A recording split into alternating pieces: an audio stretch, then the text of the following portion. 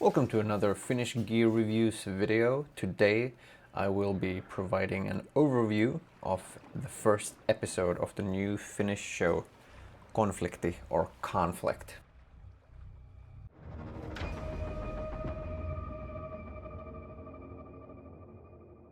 Directed by Aku Louhimies, who is well known for previously directing the movie Unknown Soldier.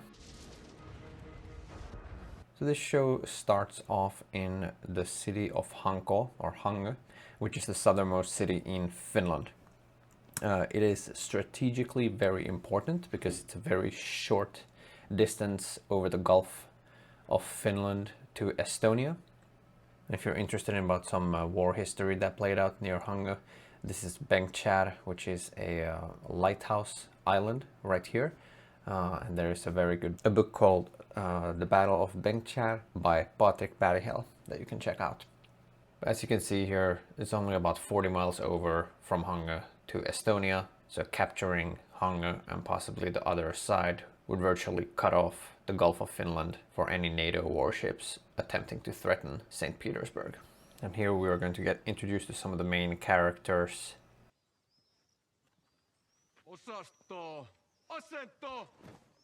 Annika Berg and her men, and Captain Ohrankämmen. Along for the ride we have this American major who has been described as the major from Timu. I don't know a lot about American uniforms, but this one does not look correct. They also mention one of the Americans who is in Annika Berg's unit.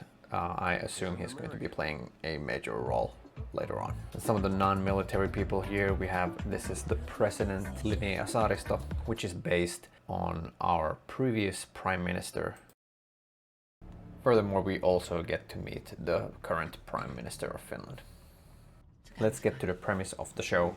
Soldiers of an unknown nation, Russia, drop airborne troops over Hanko while simultaneously there are cargo ships from Venezuela that are unloading military equipment at the port.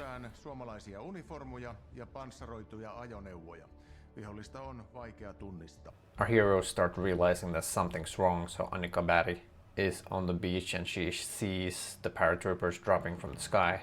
Meanwhile, Captain Ohrankämmen and the major from Timu, they're driving back from the exercise and there is a truck that is completely blocking the only road going into Hanko. The first confirmation that something is actually really going wrong is one of Annika Berg's soldiers approaches one of the paratroopers on the beach trying to identify who they are, and he gets shot, leading to her unit fleeing into the forest. Meanwhile, we have Captain Ohrankämmen. He's seen enough red flags that something's up, so he takes his truck and the AMV IFV to head back to Syndalen, which is the training area.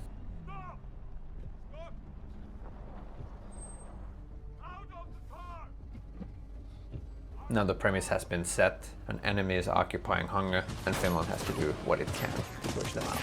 And that is what we're going to be following the rest of this season. So what else can you expect from this episode? Well, you'll be able to see some cool Finnish military equipment.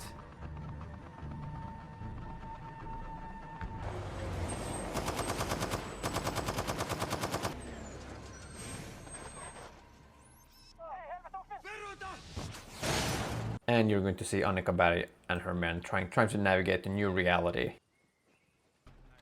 Getting armed up. Why would you take a bazooka?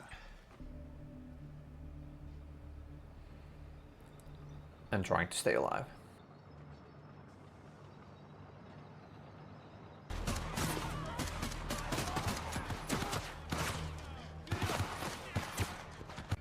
At the end, you're also going to see some of the important landmarks in Hanko. That's the Maritime Pilot Station, the water tower in Hanko, and here you can see the Church of Hanko, and in the background you can see the port and the library. So my review, I'd give this a solid 8 out of 10. What I don't like about this is the major from Timu, as Aku Saarilainen has described him. Again, I'm not an expert in US uniforms, but it doesn't really look right. Even the multicam I felt like looked a little odd.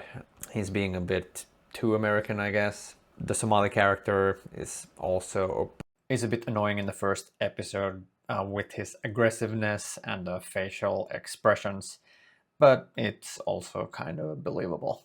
What I do like about this is that the scenario is realistic with a 2014 Crimean type of a takeover.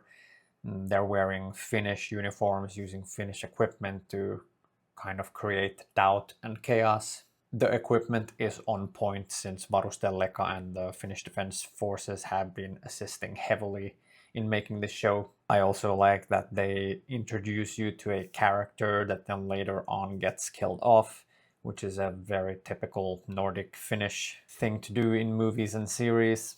Peter Franzen's character, the captain, is also very believable. They also show that not everyone has what it takes, and you see some people surrendering to the Russian troops.